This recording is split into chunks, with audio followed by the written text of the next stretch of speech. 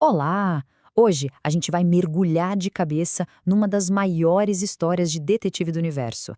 A busca por algo que, olha, compõe a maior parte do cosmos, mas que ninguém, até hoje, conseguiu ver.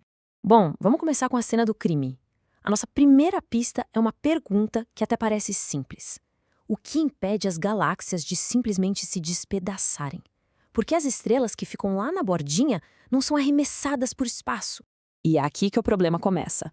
Se a gente somar toda a massa que conseguimos enxergar numa galáxia, sabe, estrelas, gás, poeira, a gravidade que isso tudo gera não é forte o bastante, simplesmente não é.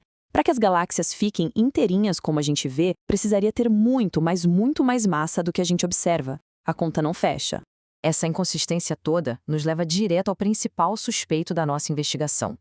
Algo que está lá, com certeza, mas que a gente não consegue ver de jeito nenhum.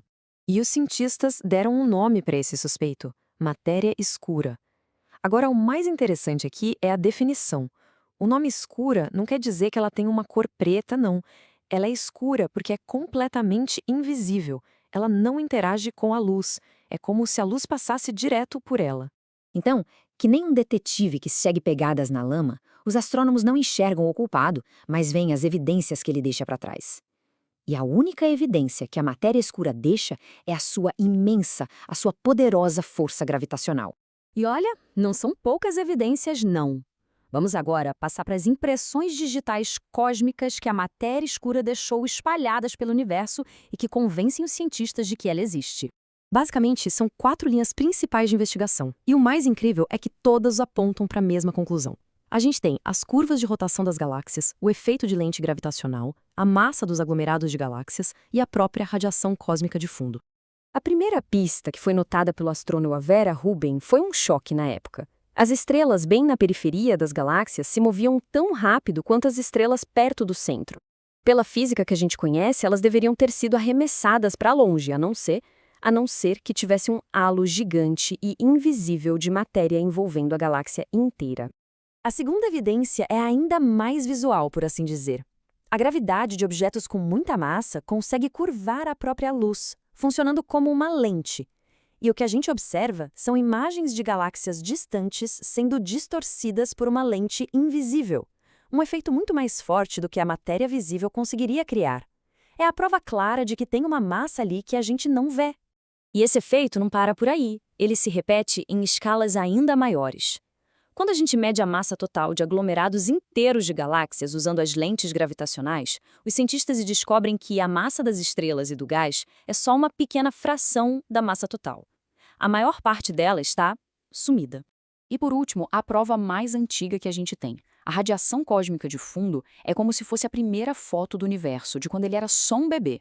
O padrão de pequenas manchinhas quentes e frias nessa foto bate perfeitamente com o que as simulações prevêem para um universo onde a matéria escura já estava se juntando, criando os poços de gravidade para a matéria comum se acumular depois. Com tantas evidências assim, a questão muda de: será que a matéria escura existe para... Tá, mas por quê? Qual é o verdadeiro papel dela nessa história cósmica toda? Acontece que a matéria escura não é só um detalhe. Ela é a arquiteta do universo. Ela forma o esqueleto invisível de tudo, uma estrutura gigante em filamentos que a gente chama de teia cósmica. Então, o ponto crucial é este. Sem a matéria escura, nós provavelmente não estaremos aqui para contar a história. Como ela não interage com a luz, ela conseguiu começar a se agrupar pela gravidade muito antes da matéria comum. Ela criou o molde e a matéria comum simplesmente caiu nesses nós da teia cósmica para formar tudo que a gente vê hoje. Agora que a gente já conhece o crime e o papel do culpado, a investigação entra na fase final. Quem, ou melhor, o que é a matéria escura? A verdade, ninguém sabe ainda. Existem vários candidatos teóricos. Os mais famosos são os WIMPs, partículas pesadas que interagem muito, muito fracamente. Outros são os áxions, que seriam partículas extremamente leves. A caçada para detectar diretamente uma dessas partículas está acontecendo agora, em laboratórios subterrâneos no mundo todo. E isso nos leva à nossa conclusão. Um ponto em que a escala desse mistério se torna realmente de cair o queixo. Quando a gente analisa a composição de toda a matéria do universo, os resultados são impressionantes. Cerca de 85% de toda a matéria é escura. A matéria comum, ou seja, tudo que a gente vê e interage, planetas, estrelas, galáxias, nós, representa só os 15% que sobram. Vamos repetir esse número porque ele é fundamental: 85%. A grande, imensa maioria da matéria no nosso universo é de uma natureza que a gente ainda não faz ideia do que seja. Essa citação resume tudo perfeitamente. Longe de ser só um detalhe, a matéria escura é a força por trás da estrutura cósmica. Ela é a razão pela qual as galáxias existem como são. E assim a investigação continua. A busca pela identidade da matéria escura é uma das fronteiras mais empolgantes da ciência hoje. E nos deixa com uma pergunta para refletir.